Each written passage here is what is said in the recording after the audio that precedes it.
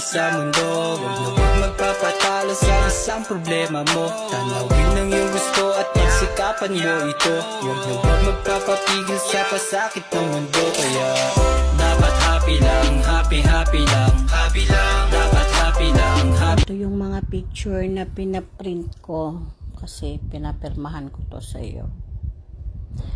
Tapos ito yung kauna-unahan kong picture sa iyo, sa Okada tayo niyan. Nayakap kita. Tuwang-tuwa ako sa picture na yan, na nakalapit ako sa iyo. Dahil ang daming tao na nagpapapicture sa iyo. Tapos ito naman, pinapicture ko yung dala-dala ko yung Glemo. Kasi nagtitinda ako ng Glemo para ako may model ako. Kaya nagpa-picture ako sa iyo niyan. Pinakamasaya ko yung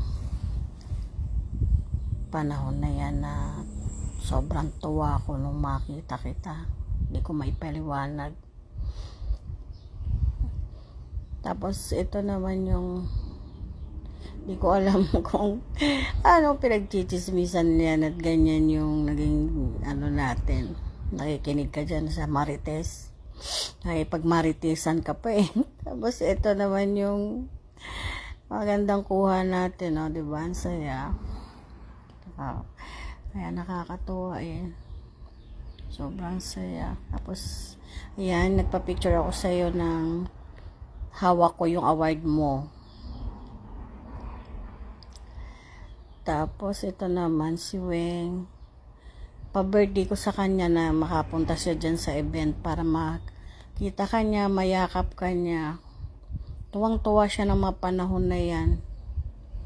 Kaya ang nakakalungkot kasi ilang buwan lang nawala na siya. Pero baon niya yung sobrang saya niya na makita kanya. Tapos ito yung Pants Day. Gulat ako nung Pants Day. Parehas tayo ng kulay ng damit. Kaya tuwa-tuwa din ako niyan. Picture natin na yan.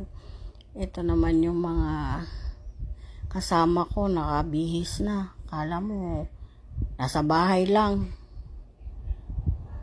Tapos ito yung picture na daming nakikipagsiksikan. Nakisingit na din ako. Grabe, ang saya ng event na yan.